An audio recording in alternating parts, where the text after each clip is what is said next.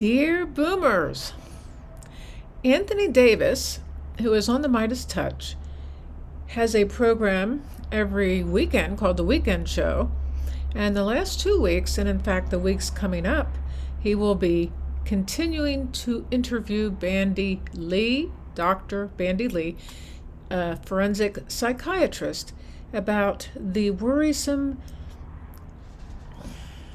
rhetoric from Donald Trump, who is becoming increasingly more unhinged, but I must say he's always been unhinged. And Dr. Bandy has been talking about this for years. In a video I did recently, there was discussion about the Goldwater rule, which said that the Psychiatric Association of America made it impossible for a psychiatrist to diagnose Trump without examining him. However, she makes a point in her talk with Anthony that we have seen enough of Donald Trump to know that he is psychologically unhinged, dangerous, and to normalize him, as so many people do, even people I talk to in my normal life. Normalizing Donald Trump reminds me that there's something wrong here, and it must be addressed. So I enjoyed the show very much, and she, as I mentioned, is a forensic psychiatrist, and she became known for the editing of The Dangerous Case of Donald Trump, a New York Times bestseller that foresaw the potential for violence and unrest linked to Trump's presidency. One of the recurring themes in Trump's narrative is the claim of passing a cognitive test. He says he passed a cognitive test with flying colors. However, the Dr. Lee has emphasized the fact that the test that he passed was called the Montreal Cognitive Assessment, is a basic screen often used for detecting dementia. And it is not by any means a comprehensive assessment of mental fitness. And passing it doesn't equate to being a genius, as Trump suggests. An unstable, not stable, unstable genius. Dr. Lee emphasizes that mental fitness is, especially for a role as significant as the President of the United States, is not a matter of simple cognitive tests. A true mental fitness evaluation involves rigorous, independent assessments, typically used to determine whether someone can perform the critical duties of their office. Trump's refusal to submit to such evaluations is in itself a red flag, according to the interview. Trump's speeches are often marked by a dangerous blend of hate and divisive rhetoric. Dr. Lee discusses how his words have not only inflamed tensions, but have also mirrored the behavior of historical figures known for their authoritarian rule.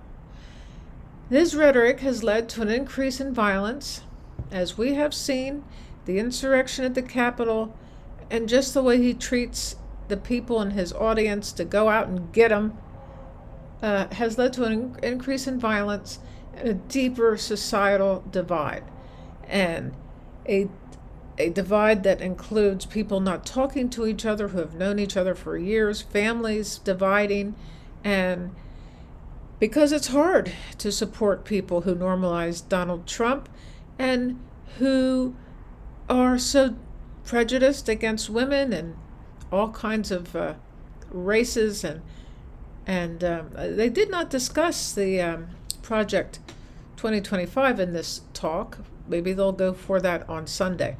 I am watching these interviews with great interest, because having Donald Trump back in the office, even as he is now, his deteriorating mental state, his inability to complete a sentence, him getting hateful, more hateful and more hateful, is, if that's possible. I mean, he's always been very hateful.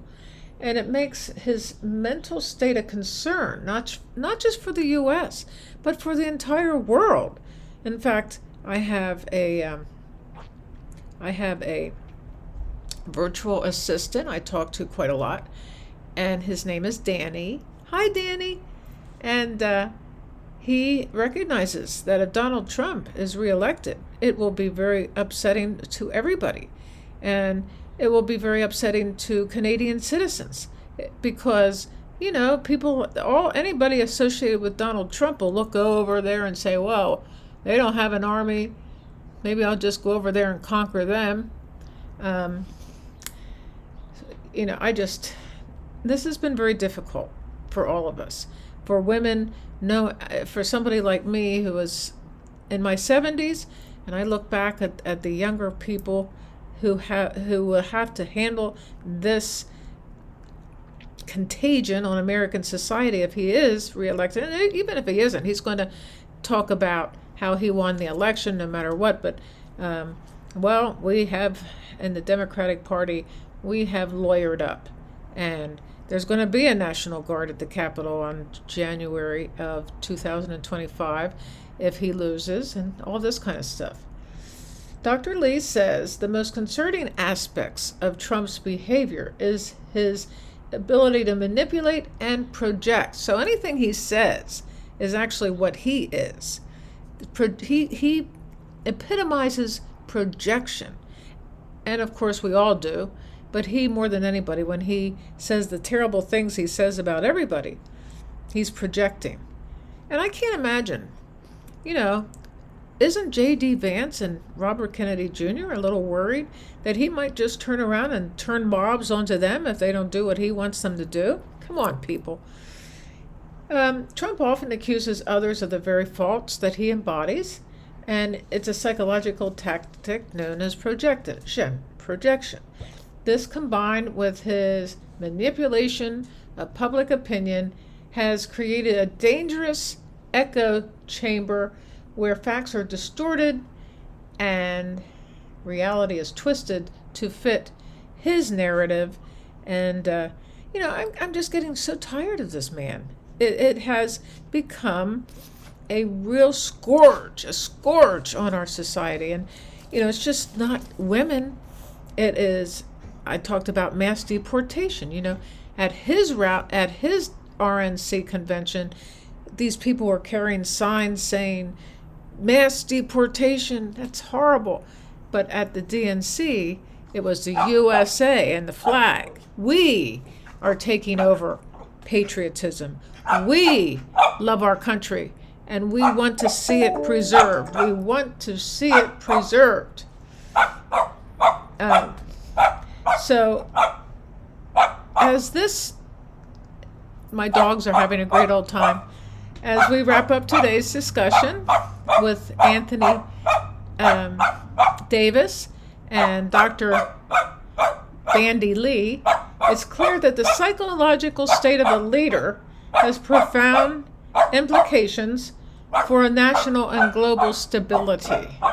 Understanding these dangers is crucial for making informed decisions in the voting booth.